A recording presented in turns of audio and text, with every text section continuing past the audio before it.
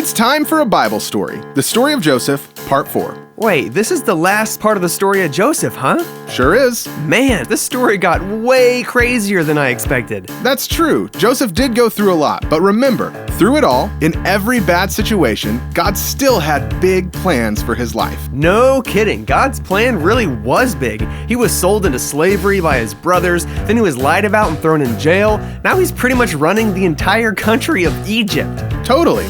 After Joseph interpreted the Pharaoh's dream, the Pharaoh made him second in command and put him in charge of preparing for the coming famine. Oh, that's right. I forgot about the whole famine thing. Bummer. But before the famine, there were 7 years of plenty, just like Joseph said there would be when he interpreted Pharaoh's dream. Joseph organized a system for all of the excess food to be stored in warehouses for the coming famine. Dude, that would be awesome. An entire warehouse full of food? I would totally sneak in at night and Scrooge McDuck that bad boy. Well, it wasn't for eating then, it was for saving. That's the whole point. Just like Joseph said, after the 7 years of plenty, there was 7 years of famine. All of the crops dried up and nothing would grow. There was no food anywhere.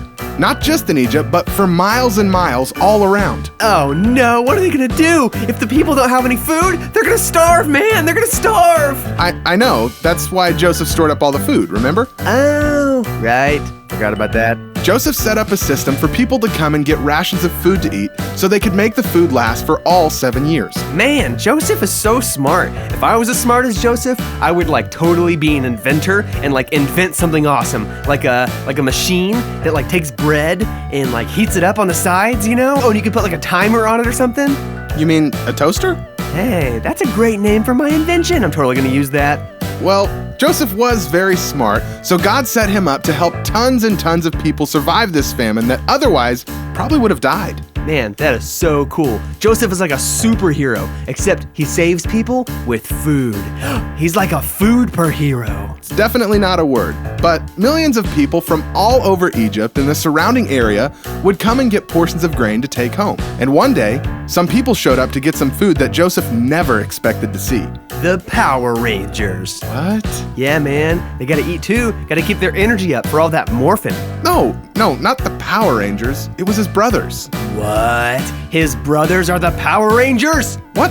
No, his actual brothers. Oh, like his brothers? Like the dudes that threw him in a pit and sold him off into slavery? How dare they even show their faces around here? What happened when they saw Joseph? Actually, nothing happened. It had been so long since they got rid of Joseph that they totally forgot what he even looked like. When they were next in line to get some food, they didn't recognize Joseph, but he sure recognized them. There he was, standing face to face with the people that caused him so much pain and hardship. Oh man, and now he's second in command over all of Egypt, dude. He's got so much power, he could totally get even with those jerks. What'd he do, huh? Throw him in jail? Tar and feather him? Make him eat bugs? Nope, he didn't do anything.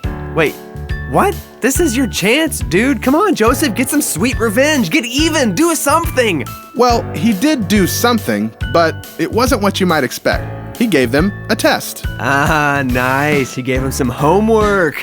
Got some revenge after all, huh? Brutal. No, not like that kind of test. Since they didn't know it was Joseph that they were talking to, he wanted to see if they had truly changed or were the same old jerks they used to be. Ah, man, he's good. Joseph questioned them about where they were from, what they were doing there, and even asked them if they had any other brothers. They told Joseph how they did have another brother, but he had been gone for a long time, and they felt terrible about what had happened to him. So wait, they were sorry about what they did to Joseph? Totally. In fact, while they were standing there talking to him, they were saying that they never should have harmed Joseph so long ago. Joseph saw that they were sorry for what they did, and he was filled with compassion for them. After a while, he couldn't hold it back anymore. He told them who he really was. He was Joseph, the brother that they got rid of so long ago. Man, I bet that was the shock of a lifetime. It sure was. His brothers couldn't believe their eyes. They were so happy to see that he was alive and doing so well. But their happiness quickly turned into fear, since they knew that Joseph could get even with them now. And he totally did, right? He was all like,